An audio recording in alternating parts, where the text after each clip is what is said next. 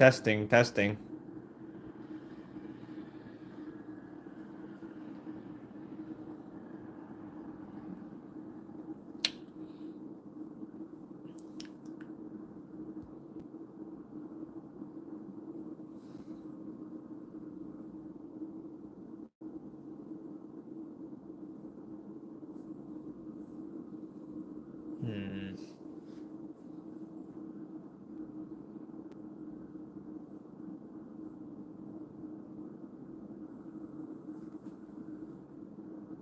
Testing, testing. We're good.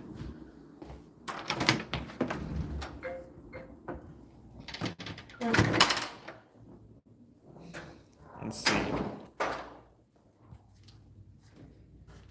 What's this?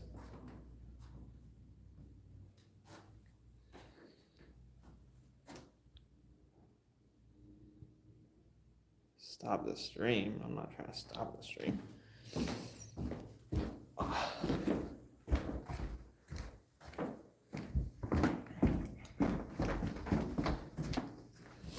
All right, today we're talking about moral dilemmas. We're going to talk about the trolley problem. We're going to talk about the button. Because I know how much y'all love that button. So, talk about the button in one of my videos before. It's a moral dilemma that I came up with that has two phases to it. The first question is if you would click a button for a certain sum of money. We do some negotiating, going back and forth, trying to figure out how much will it take for you to press the button. The button being a device that will kill a random person out in the world. Totally random. And the question is, for what price would you click the button? So this video is going to be kind of dedicated to my brothers, who I've spoken to the most about this. You get a range of different answers. So for me, my final answer is that I would not click the button for any price. It's not as fun to do this thought experiment with someone who has my opinion or who has my answer, but it's still kind of fun because you can play devil's advocate and really push them and see what it will take to crack someone, for them to betray their own morals.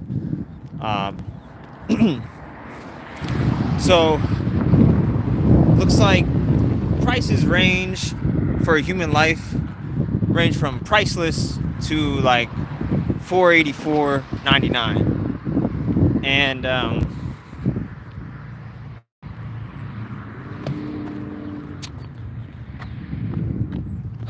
so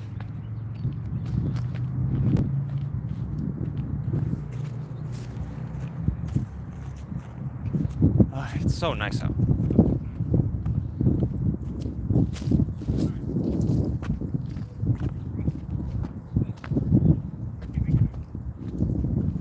I guess first we'll run it through, like, if someone thinks that they're not gonna do it for any price, that they think a human life is priceless and that they won't press the button.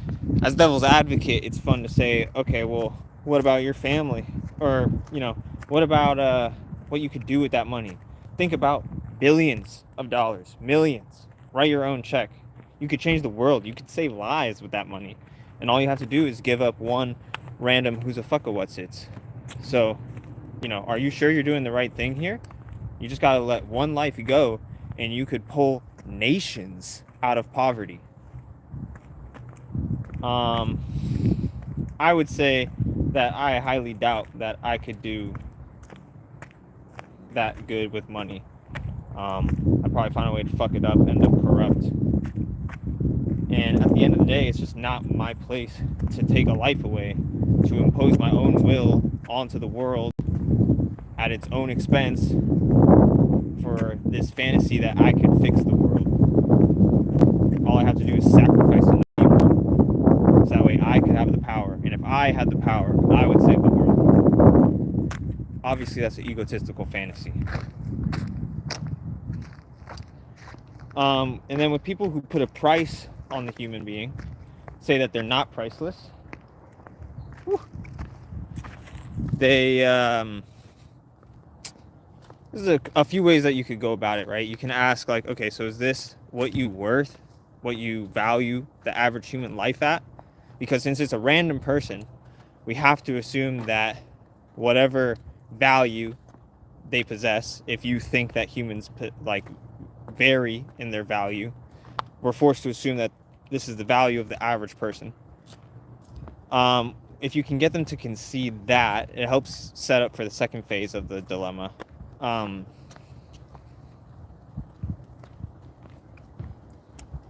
But you have to get them to say whether or not they believe that this is the worth of the average human life that they're selling them off for. And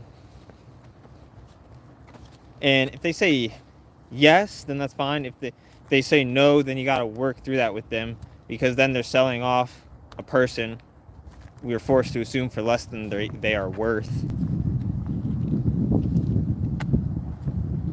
It's just a matter of trying to make the person coherent internally with their own, based off of their own like principles. And you'll find that it's actually impossible to have a totally coherent view about price tagging a human being.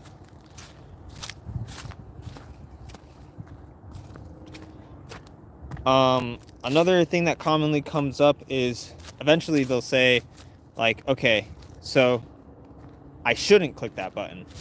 I shouldn't kill somebody, no matter the price. But at a certain price, I would. And this is rooted in my own corruption. Some people have taken it as far as to put it on the human nature, to say that it's the human nature that's corrupted.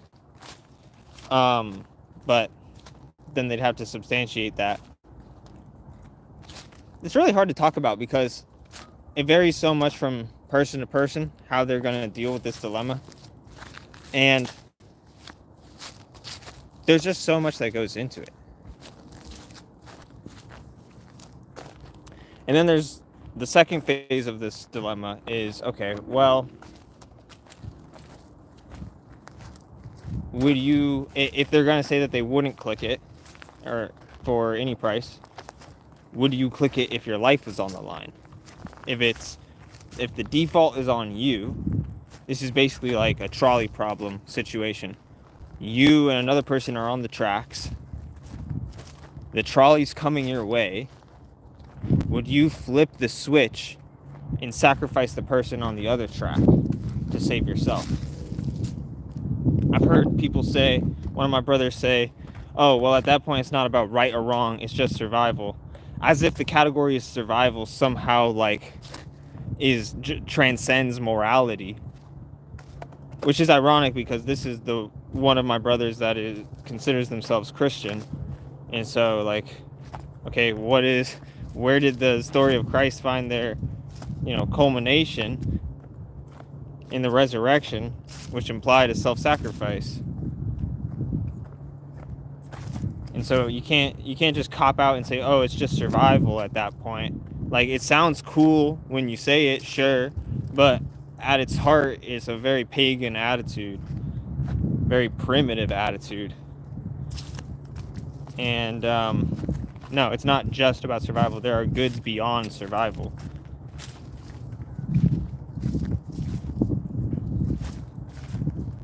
People always like to conflate self-sacrifice with suicide. So annoying.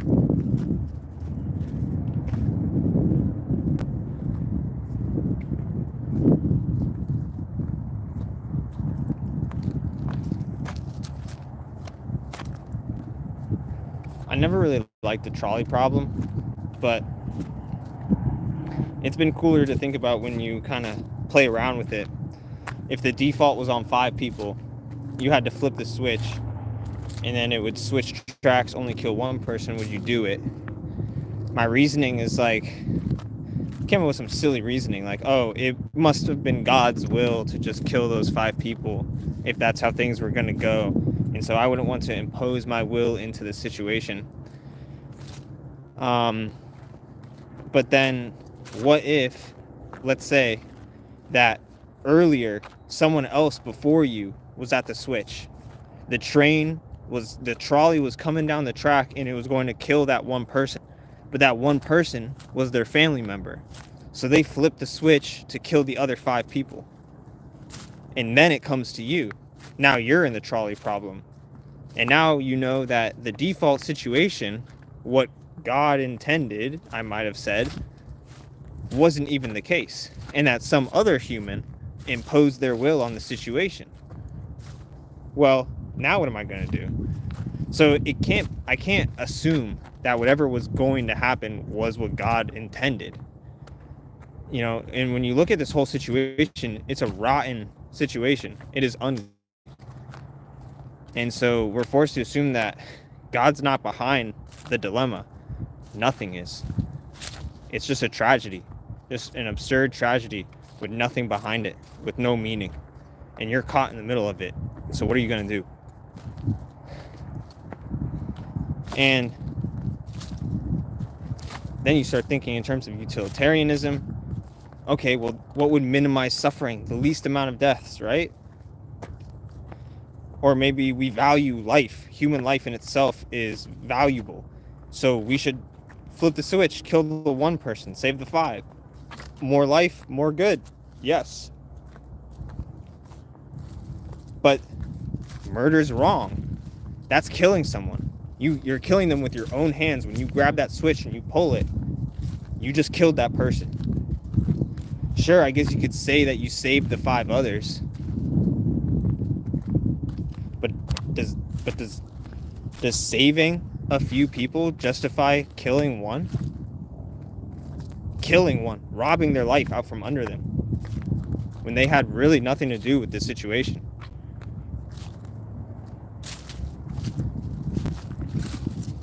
And what if there's only one person on either track, right? You wouldn't flip the switch. You wouldn't flip the switch. Why? It's one person either way.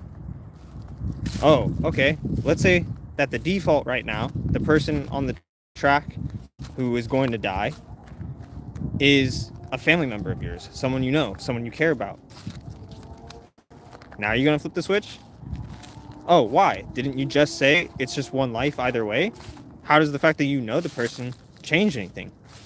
How could you dare say that any one life is worth more than another in any event?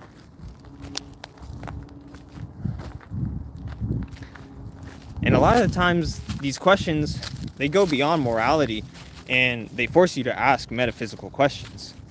Because we can rap all day long about what we should or should not do, but what about what we would do? It's easy to betray morality, but why? On what basis? What is the source of corruption? Is it the human nature? Is it the fact that we're human? That we would betray what we should do? And instead what we would do is what we should not? I don't think that's rooted in the human nature.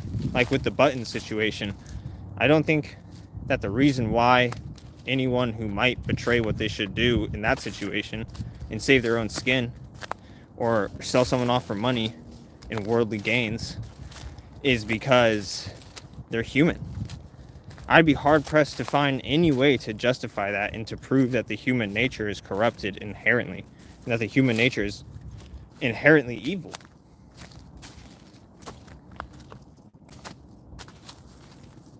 People make all sorts of silly appeals too. They'll appeal to the masses, appeal to popular consensus. They'll say, oh, most people would do that, and so therefore that's the human nature. But hang on a second. You're saying that the reason why most people would do that is because their human nature is inherently corrupt. So now you've entered into a circular argument, and it's incoherent. They'll say most people, because people commit crimes against one another, because most people do things that we would consider against what they should do, just in any event. And I can kind of agree to that. But even then, most people, I don't think faithfully represent, most humans, I doubt, faithfully represent the human nature.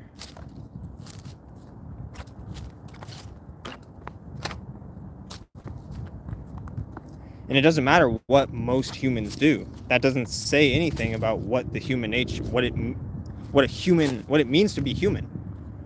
What it means to be human is not defined by what most people do.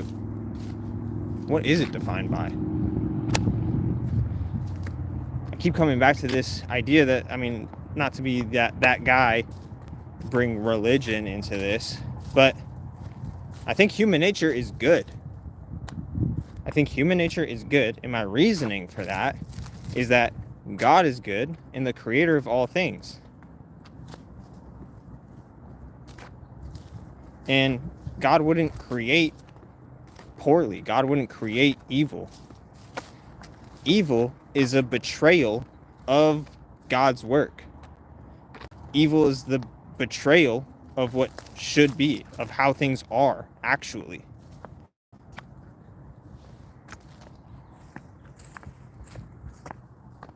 Evil is an act of the will that is directed away from God, away from the natural order.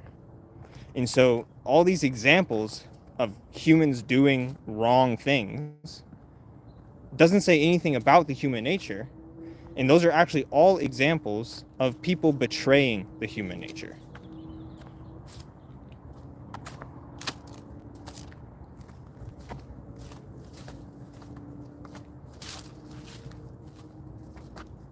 And people will come up with all kinds of excuses to sell someone off for money with the button. Oh, I'm doing it for my family. And it's funny, that's it. It's either for their family or for themselves. No one ever, like, even makes it to the fucking $1 million threshold or the $1 billion threshold. No one's concerned with saving nations, saving neighborhoods, saving the world. Once it comes to, oh, I could live cushy for a couple years, or oh, I could make a quick buck and buy hella weed and whatever, that's enough for them to sell off a human life. That's all it takes. And some people will actually say that they won't root it in corruption. They won't even, they'll say it's what they should not do. They'll admit that they're selling, that they believe that the average human life is worth more than what they're selling this person off for, and that they just don't care. That they just don't care. This is especially like a thing with all like these postmodern, hyper relativistic thinkers who place their own identity in the place of God, because they think whatever's right by them, whatever serves their well-being, is the right thing to do by them, because that's all that matters, is them, and everyone else should be living and doing what's best for them. But that actually defeats the whole purpose too, because I would say if you want to live right by yourself, you shouldn't kill or sell anyone else off for money, because that goes against your true nature. I think that truly at the bottom of all of our nature, of all of our individual identities, what have you, is love. I think that that's what's at the bottom of being. And so if you want to serve yourself truly, you need to serve others, not sell someone off for $150K or whatever.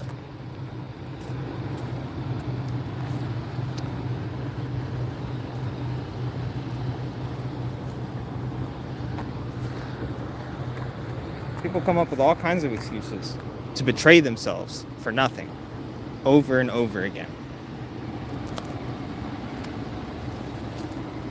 But once you keep diving into it and asking them questions, because every time that they make a claim or give a reason, there's always a question you can ask to add on to that.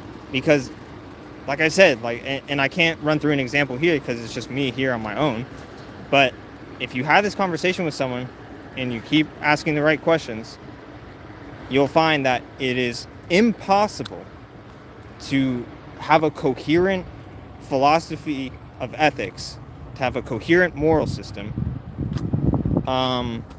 which would allow for you to sell someone off for money or to kill anyone, even at your own expense, even if it means sacrificing yourself.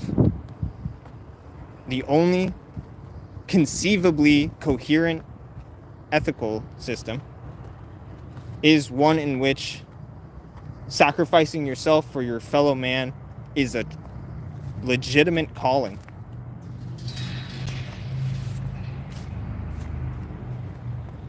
And that among everyone you are the least, and among sinners you are chief.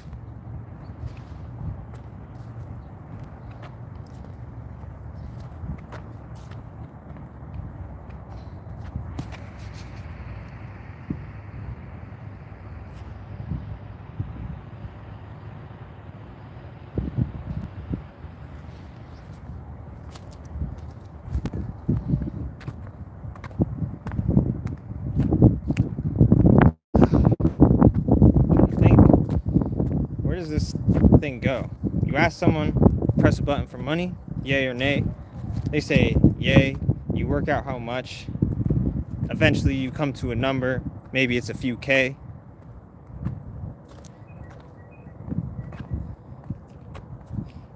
Is that the worth of the average human life? No. One of my brothers was saying like the average human life is worth $100,000. No. He said that the average human life, he didn't know at that point, that the minimum worth of a human life is $100,000. And it's so funny, bro. Like these people, they try to come up with a coherent ethical system and they don't hear themselves. It's as if, like, how can you hear yourself say, yeah, the minimum human life is 100,000 K, and then like it goes up from there. Like, do you not hear yourself? Like, is there no like such thing as a conscience or a moral intuition these days? Has that left us in the 21st century? In any event, my youngest brother claims, or did claim, he kind of goes back and forth. This is the issue with the relativistic philosophy and appointing yourself in the position of God, is your entire worldview is just hanging up in thin air, right? It's on a string that you're dangling like a fucking carrot, and then you're just following it blindly. And so depending on the day of the week that you ask one of these people what they think about a certain thing, you'll get a different answer, because it's all on a whim. It's all completely arbitrary and based on just how they feel in that moment.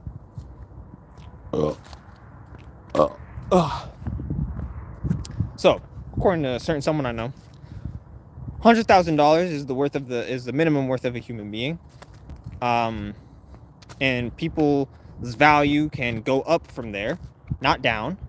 And the worth of a person increases to the extent that they are like kind and like selfless or whatever, right? And so him saying that he would sell someone off for 100,000 isn't coherent, or at least it means that the average person can't be 100,000. They must be greater, because the minimum is 100,000. So the average person must be greater than 100,000. Eventually we worked out like 125K would be the average in his view. So then he changed his mind and he raised his value that he would press the button for 125K. And then I'm thinking, okay, well, how can you say if it isn't the point then that you increase your value? Isn't that what you should be doing? Is like the aim, the objective of life essentially would be to maximize your value. And so the way that you would do that is to be kind, is to be selfless, or whatever the way that he put it. And then the answer is yes. Okay, then you shouldn't click that button. Isn't the fact that you're the kind of person, or that you are saying right now that you would click that button and sell someone off for just as much as they're worth, does that not, like, is that not the kind of thing that's keeping you from increasing your value? And then we end up in a circular position, and he's saying, yeah, but I would still click it because I'm immoral. It's like, hang on, we just established that you're immoral because you're clicking the button. That's the immoral action. That's the type of stuff that's preventing your value from increasing within your own framework. And so you're putting yourself in a circular position, saying you're immoral because you do this thing, but you do this thing because you're immoral. And guess what? You're immoral because you do this thing.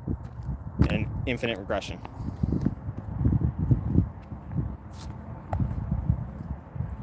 And then we get to the second phase of the button question. Okay, put the money aside. Now it's your life on the line and another person's life is on the line. What are you going to do? You're the default. You have 5 minutes. You're going to die if you don't click that button in 5 minutes. But if you do click that button, random guy out there somewhere dies. What are you going to do? Obviously, they choose themselves. Okay, so you choose yourself. That is to say, because he's not a complete relativist, he does believe in objective value, even if his metrics are obtuse. That implies that you think that you are worth more than the average person. And he's saying, no, I probably am worth less than the average person. It's like, well, okay then. Then you should sacrifice yourself so that way we're maximizing the value total in the world. And he's saying, well, no, all right, well, let's just assume that I am worth the same as the average person. And, okay, we can do that. So now you put us in a position, and I get in a similar position with my fiance, who is in agreement with me that all human life is absolutely precious and, priceless. And so, okay, it's down to you and this other person. We're forced to assume that both of you are worth just as much as the other, the average human life. And so then, are you willing to flip a coin on it? I think that that's pretty fair. I feel like if I was in a situation where it was me or another guy, I think I would choose myself just on principle. But in all honesty, if the flipping of a coin was an option, that's probably when the personal corruption factor would kick in the drive to preserve myself, and the selfishness and the ego and the pride would kick in, and I would say, okay, let me flip a coin on it at least. If I'm being realistic, if the coin was an option. So that's another way that you can flush out the button moral dilemma, is with the coin toss in phase 2. And of course they say, no, I'm not willing to flip the coin on it. And so you'll find, as I've said a few times now, it's impossible to have coherent internal logic under these kinds of beliefs. The only coherent moral system is one where love is the ultimate good, which necessitates self-sacrifice.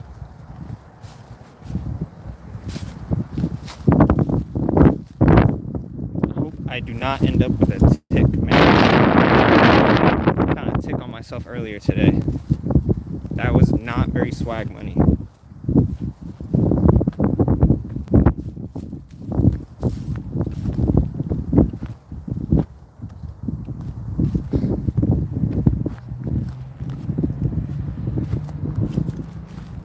And then, you run the numbers that this guy is working with, 100K, 125K, 150K, whatever. Like, okay, this is my youngest brother. Our mother makes a million times, I don't know exactly the numbers, but she makes, hyperbolically speaking, a million times more than that in a year. So what, like, you're saying that, like, a lawyer or some high earning individual is bringing in more value to their bank account in a year than what, like, a dozen or so human lives are worth? It's, it's just impossible to actually believe these kinds of things. And so thank God, for the most part, people don't actually live according to their own values, and that there is truly a moral intuition and a conscience that, for the most part, keeps people in line with the objective and true moral system that was established by God.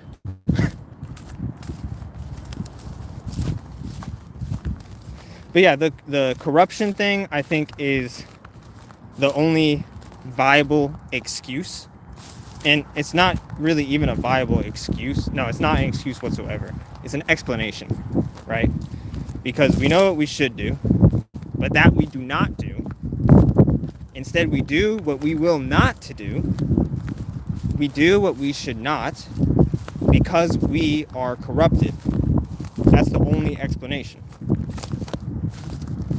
Otherwise, you can just say that you don't care. But objectively speaking, which is, also from my perspective, that is just exactly what someone who's corrupted would say. So, corruption.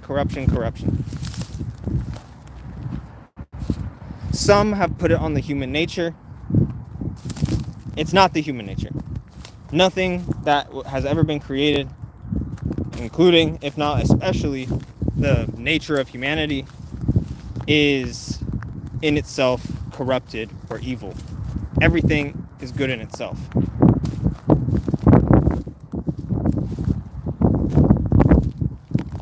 And so, what we could say, we can't even say that we are evil. We can't even say that we, as such, are corrupted beings and are inherently, what do the Calvinists say, deprived? There is no such thing as absolute deprivation, or whatever it's called.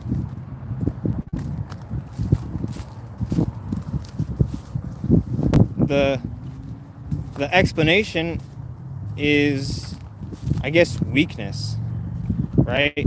That's all we can say. There's no way out of this that we could say that we would do what we should not. There's no way out of that situation in which we can have our countenance up high.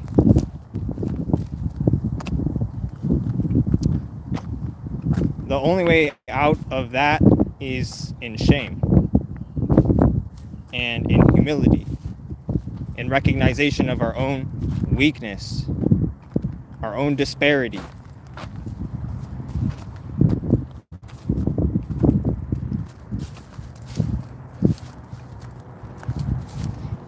And a real drive, like there's a fucking fire under your ass, and you best believe that there is. Seriously, literally, to become perfected, to become godlike, to become better, to be truly and live up to your nature, to who you really are. I keep wondering, is it the philosophy or the action that comes first, right? Do you have to find it in yourself to forgive someone first, and then you can put your arm around them? Or do you just suck it up and put your arm around them? And then naturally, through gestures like that, that's what makes you forgive someone. That's what proves you forgive someone.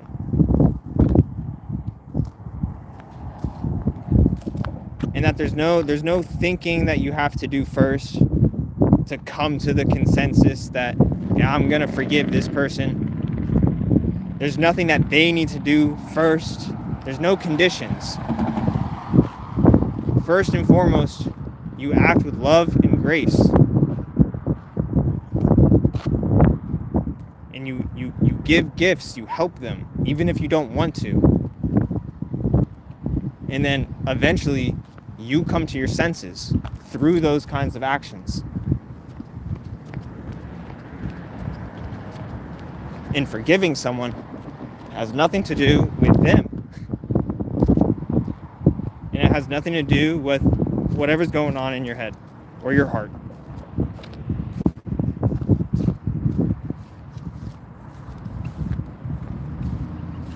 And so that's how you become better. That's how you become more godlike. That's how you can grow to be sure that you will do the right thing. That what you should do is exactly what you will do. And it's what you would do. Is by just doing the right thing whenever you have the chance. And and putting yourself in a position where you can do ever more righteous actions.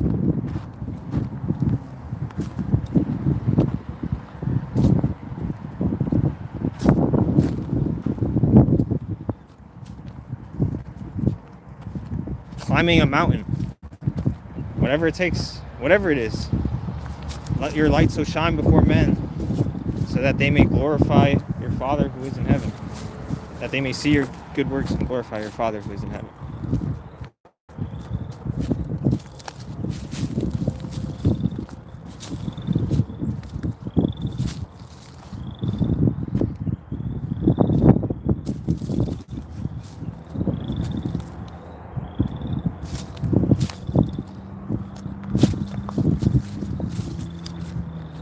See, my other brother, psychologically, he got way more hung on the survival situation, which is ironic because they sold the person off for so much less than my other brother, like not even half as much.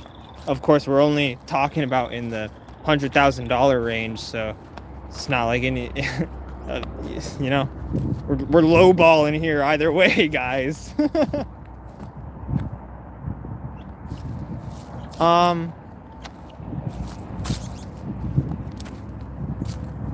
Yeah, it's just the excuses people come up with,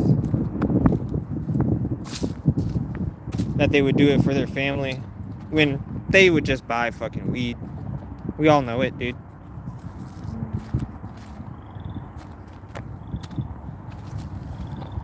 It's really sad to see people bring their family into this. Like,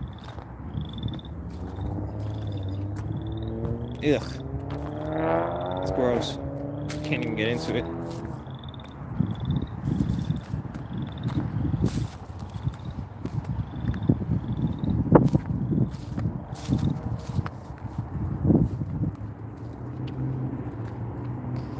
And then they say things like, oh, with that money, I could do like good things and then it would be all right. Even though he just said that it's not all right what he's doing. It's like, okay, so either what you're doing by selling someone off for, say, like $500 is either justified or it's unjustified, right? And so he'll say that it's unjustified, and then he'll start saying, oh, but with that money, I could do good. I could, like, charity. I could, like, help my family, whatever. And it's like, okay, so then you're trying to say that it would be justified what you're doing in the end because you'd be doing more good than not. And it's like, dude, you think that you could do more good than an entire human life could if you just had $500 in your pocket? As if you're not just gonna buy weed with that money, dude. Stop playing with me. As if anyone, literally as if anyone in the entire cosmos could do more with $500 than a human being, than a human life could accomplish.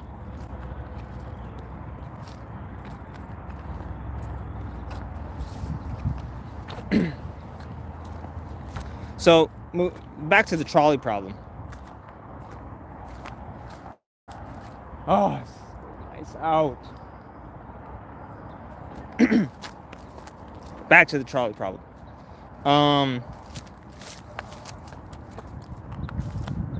Let's say you got 3 people. Okay, all right. So now I'm getting into like sticky questions. Like, I don't even know if these are appropriate questions, but this is the type of shit I think about, right? Because unlike most, unlike some at least, I think that these questions are worth asking. I think that we should try to consider what is right and what is wrong on the most fundamental level. And that we can't just brush it all off and act on a whim and appeal to the consensus of society or appeal to the law of the state or appeal to some vague notion of so-called common sense. I think it's worthwhile to push ourselves and put ourselves in very cognitively uncomfortable positions so that we can come to the truth and have knowledge of good and evil, so that way we may be righteous. Because if you don't know what's right and wrong, well then, odds are you're fucking up. At the very least, you have no basis on which to know. Now we're leaving ethics and entering into a bit of epistemology before we return. You have no basis to know if what you're doing is right or wrong. And so these types of dilemmas are necessary to work through if you want to live righteously. Now, all that being said, I'm about to contradict myself because, or, I don't know. It's a paradox. But certain questions you should not ask. Once you really get a grip and ask enough questions and know what's right and wrong, you find that certain questions that you asked along the way to get here, to know the answer, to know the truth on the matter, were actually unjustified questions. And that some of them were dead ends that were not only just not worth asking, but were actually bad. That like you were wrong to ask those kinds of questions. It was either not your place or just inappropriate, out of order. I'm not sure exactly on what basis, because this is only something that I'm really coming to wrap my head around now. I think the fact that I'm still trying to square how everything's good, nothing's evil, but also not everything is in the will of God. I'm trying to square those two claims. And until I do, I'm just going to have to put everything I just talked about to a pin in that while we move on to the next point. It's so interesting how conversations like these will hit bottlenecks. And it's like you just have to go point by point, take certain things, put pins in them, come back to another. And you got to get through these choke points of philosophy. And every time, like, you get thrust into this whole new domain of knowledge. So, questions that are inappropriate to ask. I might end up asking you a couple here, but with the trolley problem, things can get interesting as you start to play around with it, right? So, classic trolley problem, 5 people are the default. You got one dude who is just minding, he's chilling on the tracks. You could save the 5 people if you flip the switch. Do you flip it? I feel like my answer would change on the condition if I knew whether or not people would know that I flipped it or not. If I think people knew, and I realize how shallow this is and that it's kind of showing my hand here on how corrupt I am, but so be it. I can only do so much. I'm righteous enough to have this conversation at least. So just let me have this. Let me cook. Let me cook.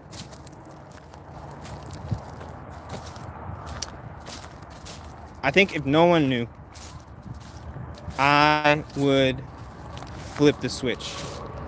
Or at least I'd be more likely to. And if people knew, if someone was watching me, what have you, probably would not flip the switch.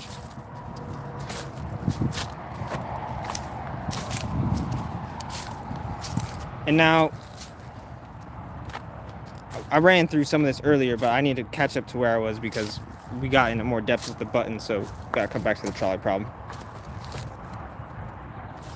Let's say it's like 100 people on one side, 1 person on the other. Do you flip it? You see, but I can't just appeal to the utilitarian thing. Like, I'm not interested in imposing my own will, and it's not my place. And I have these certain codes that are downstream from the absolute code that I live by, which is to love God, right? But that naturally outflows to other values. And so I think I cannot kill, right? But at the same time,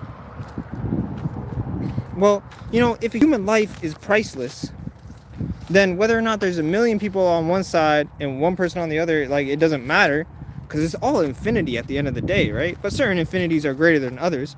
For instance, there's an infinite amount of real numbers between 0 and 1, but there's also an infinite amount of real numbers as such. And the set of all real numbers, even though it's just as infinite as the set of all real numbers between 0 and 1, is still it's a greater infinity. Whew, that was such a mouthful. I literally did not understand what I even said for that last part, but I think it made sense.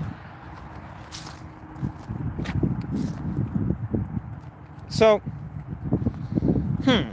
So no, I can't appeal to value.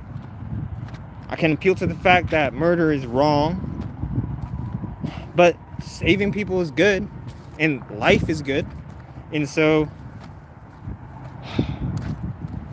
I can't just walk away from the situation. That's the thing that I keep wanting to say with the trolley problem. I'm like, how about no?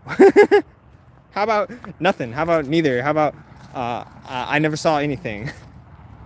Because once you see something like that, there's no going back. Let's just run through a few others, right? What if there's just one person on either side? Okay, what difference does it make? No, I don't flip the switch.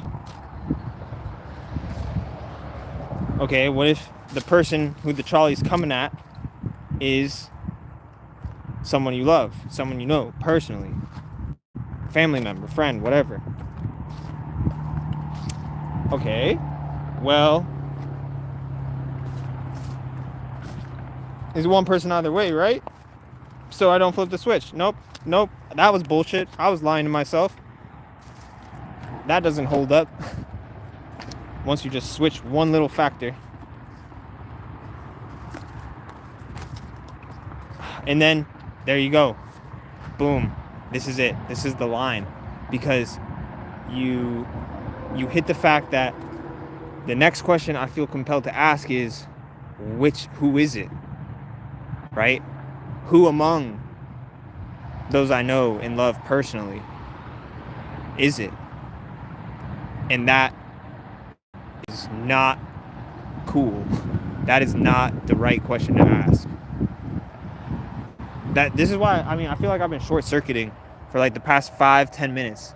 And I keep going on tangents and like talking about what I'm talking about instead of talking about what I'm talking about. Or, and it's because I knew that this was coming. I was setting myself up for it. I was setting myself, it was like a joke. And here's the punchline. That's the line. When I was running through this on my own personally, I started thinking, what if it's someone I know on both sides of the track? And then I started thinking disgusting things like, oh, okay, well, if it's this friend of mine or that friend of mine, I'll choose this friend of mine. Like, ew, no, that's wrong. We can't even ask these kinds of questions, guys. It's not whatever knowledge. Like, this is when you trespass against God. This is when you take the fruit of the tree of the knowledge of good and evil for yourself and try to do it on your own terms. That's when you cross the line. That's when you start doing too much. That's when you ask one too many questions.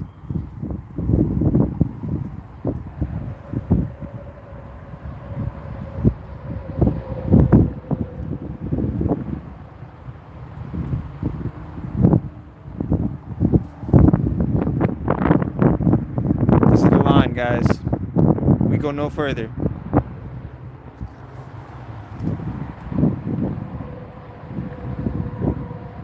We got more growing up to do before we can figure out a way to cross this line without transgressing against God's commandments.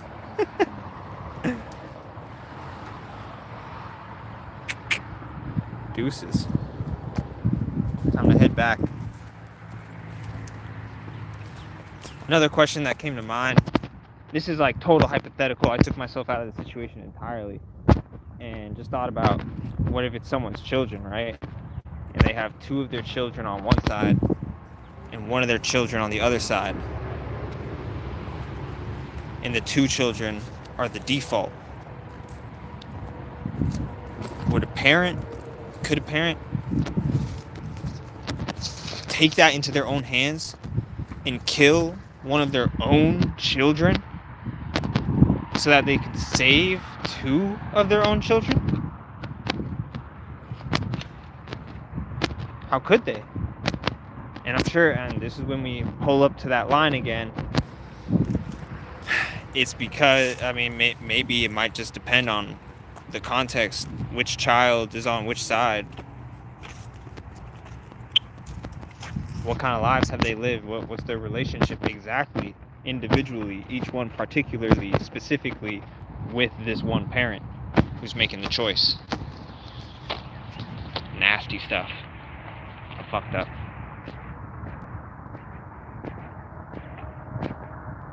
It's careless. It's so easy to become careless and lose track of reality in philosophy, to get caught up in abstractions and this platonic bullshit and forget about the fact that you're an incarnate being.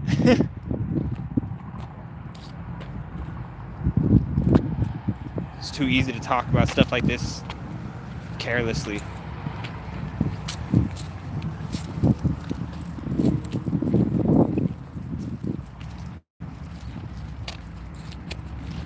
I think that does it.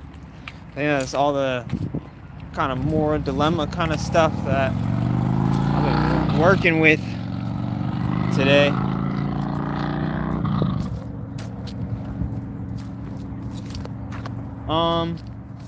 Yeah, so I think I'll let the stream run until the 1 hour mark, and then I'll hang it up. So that gives us about 8 minutes to chit chat.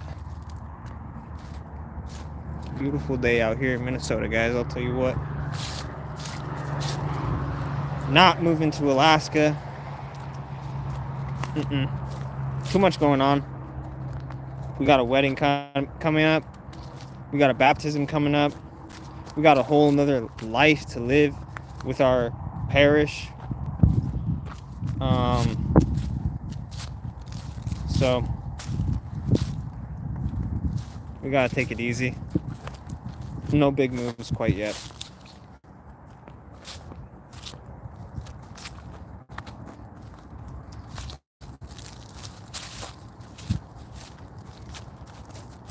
Man, streaming is way better than fucking recording videos.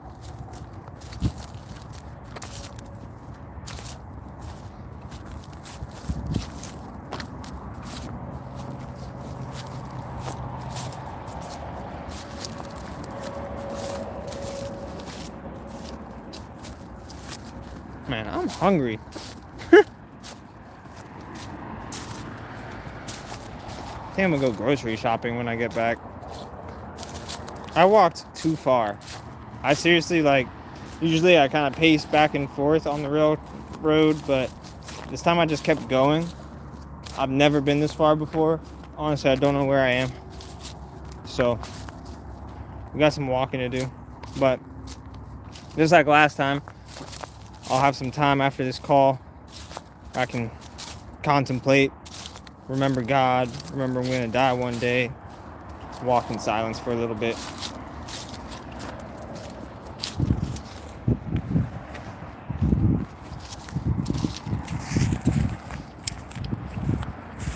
I made a pre-recorded video that was in this style, titled Israel, meaning he who wrestles with God in Hebrew.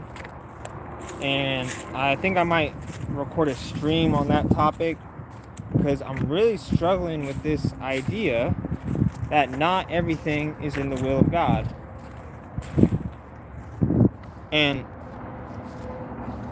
more than that, that I'm not pantheist anymore, I don't think. I think I'm kind of sold on the God of Orthodox Christianity, that God is distinct from man, and that the being of God exists in 3 people alone. Of course, I'm not a hard Trinitarian, I'm still thinking through these issues. It wasn't too long ago that I was basically pantheist.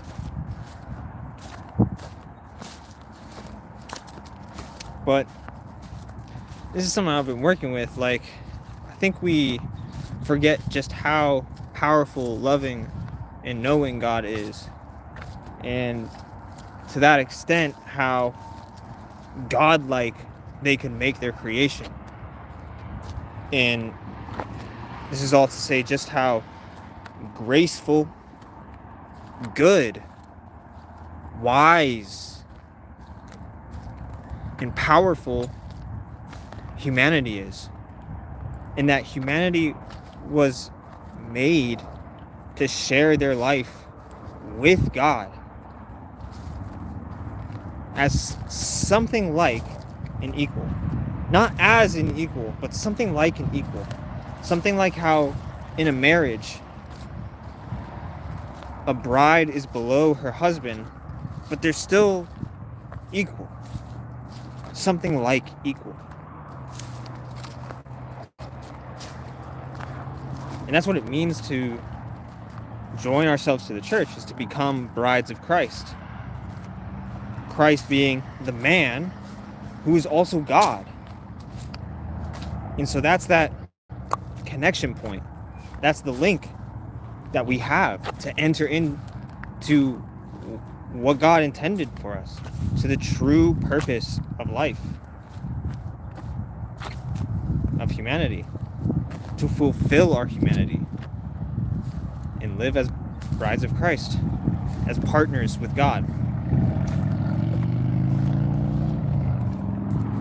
It sounds so righteous, it almost sounds blasphemous. How could God have such lofty intentions for humanity? How could humanity be something like God? Take it up with God, dude. You really doubt that God could create something godlike, and that they would settle for creating anything less?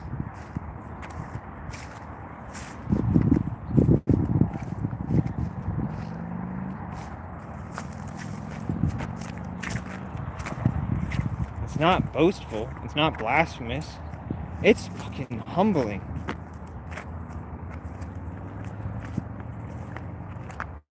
To know that we're called to something glorious, and then to look at yourself in the mirror to see how far we fall short. How far we fall short.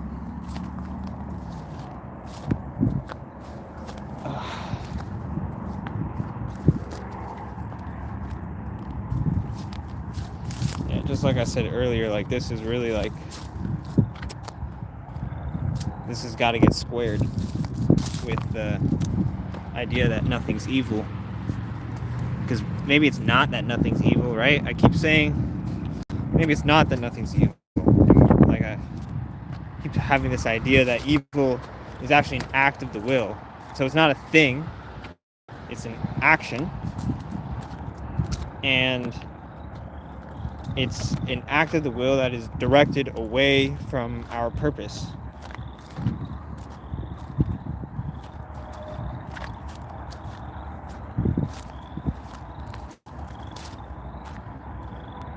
So it doesn't exist.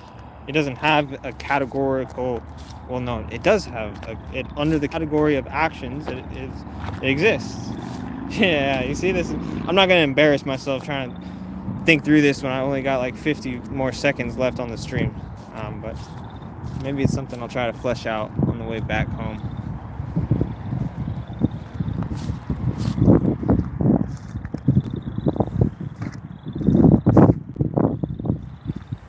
All right, 30 seconds left, you guys. Thank you for tuning in. I love each and every one of you. Shit. All three of you that tuned in. And I'll catch you on the flip side. Be safe, be easy. Peace be with you.